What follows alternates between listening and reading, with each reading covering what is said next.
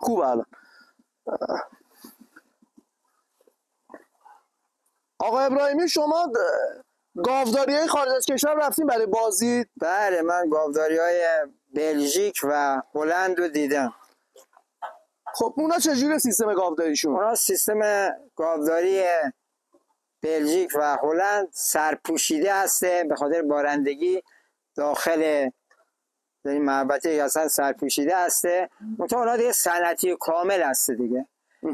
وقت اساسمی از لحاظ اقتصادی خیلی براشون خوبه و حسابی راضی هستن. این نوسان قیمت ندارن، همیشه حالت ثابت هست. و نوسان قیمت در چه زمینه منظورتونه؟ در زمینه شیر، مواد خوراکشون، اینها نوسان قیمت ندارن. میگه شیر اون زمانی که ما اونجا بودیم در همین زمستان آذر 403 اونجا بودیم، بله شیر رو 30 سنت میفروختن، ببخشید علوفشون 30 سنت بود، شیرشون 60 سنت، کیلویی 60 سنت، 2 برابر. بله 2 برابر.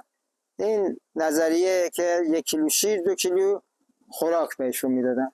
البته بررسی‌های جهاد کشاورزی خود ایران هم به همین نتیجه رسیده بودن از سالهایی که میگن اصل بر توجیه اقتصادی گاو باید 1 کیلو شیر 2 کیلو جو بدن توی جهاد کشاورزی. الان این لحاظ میشه داخل ایران؟ نه الان که جو 23 تومن، شیرم 23 تومن. یعنی جو با شیر الان قیمت الان برابره دیگه. الان جو اصلا تو بازارگاه مثلا ما سمیداری نمیتونیم بخریم، آزاد 23 تومن غیر از کرایهش. گفتن نمونه از شیرم میذارن بالاتر. حدودا مثلا بندر امام نزدیک 3 تومن کرایه میخوره. بله. بندر امیرآباد 1500 600 کرایه میخوره. اصلا نیست الان تو بازارگاه. هر جایی میخوای بخری 20. این دلیلی میشه که شما میگین صنعت گاو صنعت سوده‌ای نیسته؟ آره دیگه، وقتی که ببین بررسی اقتصادی وقتی که میخواد چی باشه باید یک تنها هزینه چیزی دارو هست. دارو الان نسبت به پارسال حساب بکنم برای بازار ببینم خودشو بهتر میاد 100% گرون شده. درسته. 2 برابر شده، شاید بسا بیشتر هم شده. یه دارویی که میخریدی مثلا 50,000 تومان باید بدی الان بخری 100,000 تومان. اینه که همه اینا وقتی جمع میشه میشه یه اسپرمش، همه اینا که حساب میکنی همه درآمدهای بالا رفته. شیر کیلو 5 تومن گران شده، 18 تومن بوده شده 23 تومن، ولی الان جو شده 23 تومن 24 تومن. خب جو مثلا 14 15 تومن بود، دوباره بیاد پایین برای شما جو بوده 11 تومن 10 تومن 11 تومن بوده، الان جو شده.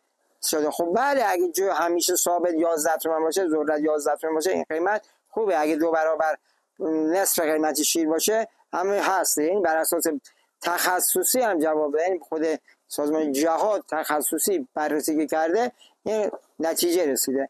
الان اونجا که ما بودیم مثلا رفتیم سوالشون میکردیم، از لحاظ اقتصادی هم خوب بود براشون و هم راضی بودن. البته خب اونا همه چیز صنعتی بود دیگه، فرضاً دوشششون با ربات بود. بله تمام اینها همه چیزشون واقعا صنعتی بود. اصلا ما خیلی از چیزها رو امکانات اونها رو نداریم. ما فقط آفتاب خوبی میخورن گاوای ما که مثلا اونها گاواشون از آفتاب محروم بودن. اونم به خاطر آب و هوا. آره آب و هوا و طبیعت اونجا. خب حالا شرایط نگهداری متفاوته، ولی بحث علوفه رو فکر کنم قیمت ها باید یکم حالا به قول شما همسان سازی بشه نسبت به اگر قیمت همسان سازی بشه، اگر یعنی توجیه پذیر باشه خیلی هم خوبه. خب ما بالا 30 ساله این گاوداری صنعتی الان 28 ساله داریمش دیگه. ببین اگر بر اساس همین